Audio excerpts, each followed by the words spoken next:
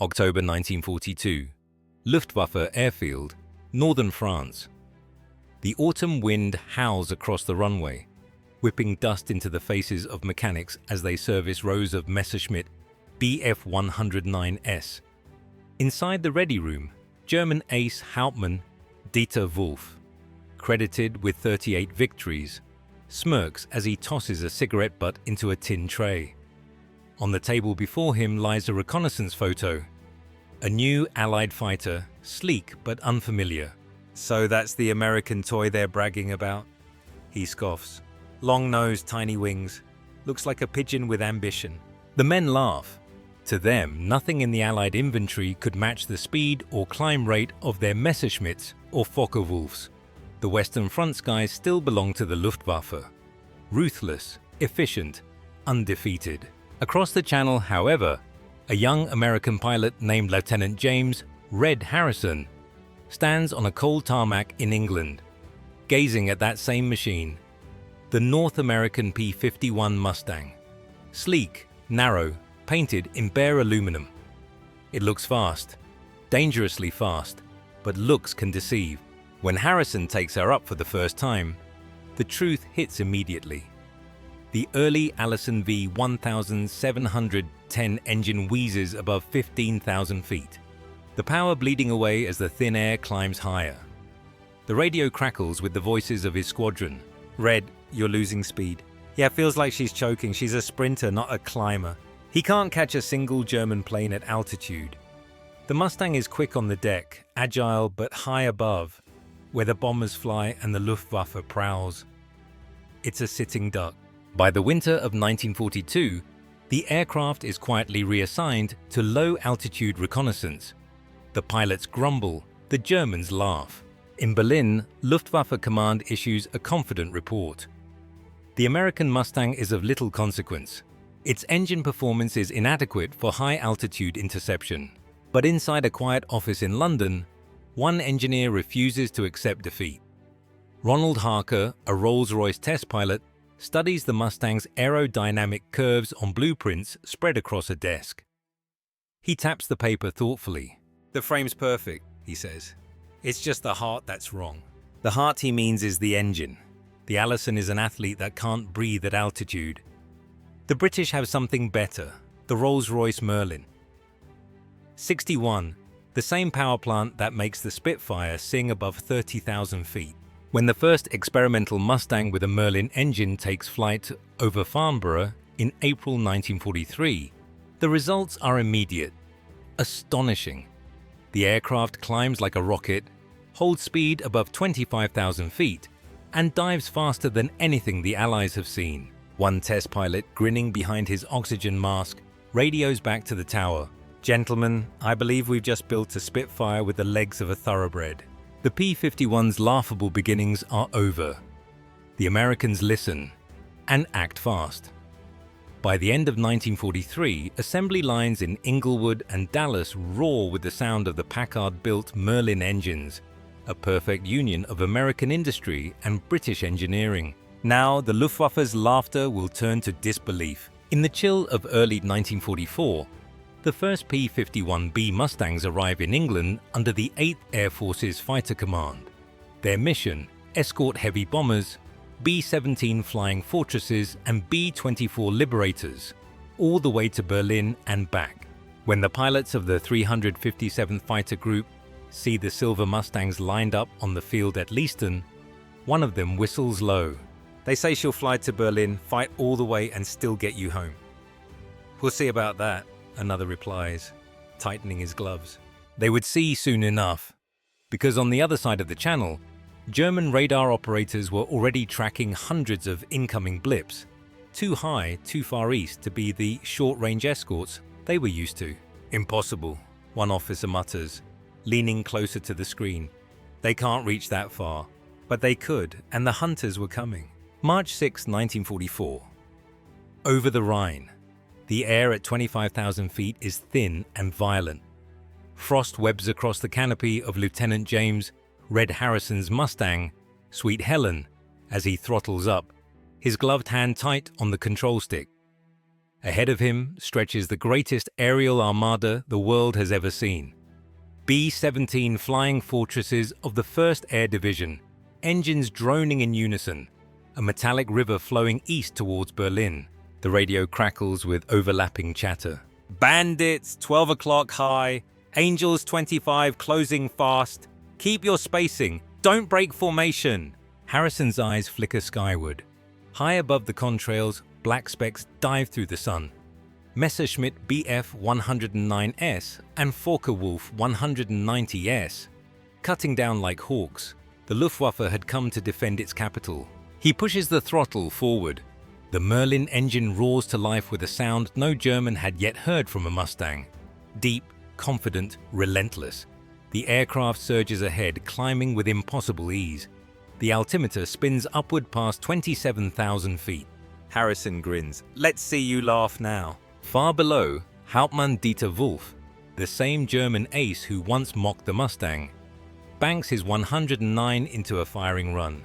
His wingman shouts over the radio, B-17 is ahead, 2 o'clock, no escorts yet. But seconds later, silver shapes appear above them, wings glinting in the cold sunlight. Faster, higher, and closing in. Wolf's stomach knots. Was das? The Mustangs dive in formation, their silhouettes lean and predatory, contrails slicing through the sky. The first pass is surgical.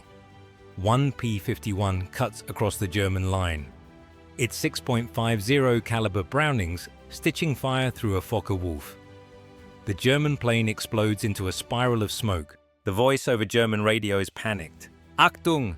New escort fighters! They're too fast, they're following us all the way. For years, Luftwaffe pilots had relied on a deadly rhythm. Attack the bombers, break away before the escorts could reach them, and regroup.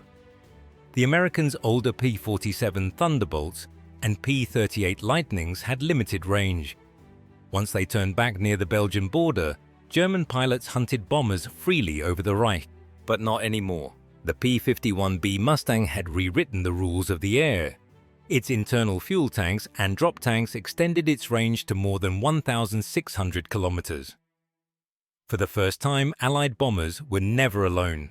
At bomber altitude, the sky becomes chaos. Tracer rounds light the air like fireflies. A B-17 limps past, one engine smoking, crew bailing out through its belly hatch. Harrison banks hard to cover it, his Mustang's nose spitting fire at 2 closing Messerschmitts. One bursts apart, the other peels away, black smoke trailing from its tail. Splash 1, 2! Harrison shouts into his radio. His squadron commander, Major George Preddy, responds coolly, Copy that, Red, form back up. We've got plenty more coming. By the end of that day, the US 8th Air Force loses 69 bombers, a terrible toll. But they reach Berlin, and for the first time they return with their escort fighters still overhead. The German capital had been bombed in daylight, and there was nothing the Luftwaffe could do to stop it. Inside a bunker near Berlin, Luftwaffe General Adolf Galland studies the reports. Losses mounting, pilot training collapsing, fuel reserves nearly gone, and now this. A fighter that can follow American bombers from the English coast to the Reich's heart. He rubs his eyes and mutters, "They've stolen the sky." Back in England, when Harrison lands Sweet Helen at Leiston Airfield, the ground crew rushes to greet him. The Mustang's nose is blackened by gunsmoke, the wings flecked with oil and ice. He climbs out, exhausted, exhilarated. His mechanic grins. "So how's she fly, Lieutenant?" Harrison pulls off his oxygen mask, breathing deeply. "Like a dream, and a nightmare if you're on the other side." In the following months, the Mustang squadrons of the 8th Air Force become legends. The blue-nosed bastards of Bodny, the red tails of the 332nd, the Yoxford Boys. Their P-51S escort bombers over Germany, strafe trains, attack airfields, and sweep the skies clean of fighters. By late 1944, Luftwaffe pilots are ordered to avoid combat unless absolutely necessary. For every German plane that takes off, there are 10 Mustangs waiting above the clouds. The laughter that once filled the ready rooms of France and Germany is gone. replaced by the low, fearful question whispered among aces who once ruled the air. Where are the Mustangs today? January 1945. Somewhere over central Germany. The morning sky glows pale blue over a land scarred by fire. Below, train lines snake through forests of blackened trees, the veins of a dying empire. Above them, the Mustangs of the 4th Fighter Group sweep in at 10,000 feet, their engines thrumming like a chorus of thunder. Lieutenant James "Red" Harrison checks his fuel, eyes flicking to the horizon. "Plenty in the tanks," he mutters. His squadron leader's voice crackles through the radio. "Keep low. Hit 'em where it hurts. Transport yards, locomotives, anything that moves." The Mustangs dive together, silver streaks against the grey. Gunfire erupts as they rake a freight train carrying ammunition. A second later, the cars explode in a chain of fireballs, shockwaves rolling across the valley. From above, the Luftwaffe can do nothing. Inside a cold airfield near Leipzig, Oberleutnant Karl-Heinz Müller, one of the last surviving veterans of JG-26, stares at his dwindling flight roster. His squadron once had 40 fighters. Now, only 6 remain serviceable. The rest lost to Allied raids or grounded for lack of fuel. He watches a pair of young pilots, barely out of flight school, strap into their worn Bf 109 G14 AES. Their movements are clumsy, uncertain. Müller feels a pang of guilt. They won't last a week. As they take off, a shrill cry comes from the radio operator's hut. "Feindjäger, enemy fighters inbound. 30, maybe 40. Müller squints up at the sky. Tiny specks glinting like silver fish in sunlight approach fast. The Mustangs. He sprints for his plane. "Scramble! Everyone up!" Engines scream to life. Dust and debris whip into the air as German fighters lurch from the runway. But it's already too late. The first Mustangs dive out of the sun, machine guns blazing. The field erupts into chaos, hangars shredded, planes burning, mechanics scattering. Muller's plane shudders as he lifts off, barely clearing the tree line. He rolls right, scanning frantically. The sky is filled with contrails, black smoke, and the relentless hammering of .50 caliber fire. Over the radio, someone yells, "They're everywhere! We can't shake them!" Muller banks hard, sees one Mustang closing from behind. The silver plane flashes in the sunlight, a blue nose and the white star of the US Army Air Forces. He pulls into a climb, his 109 straining.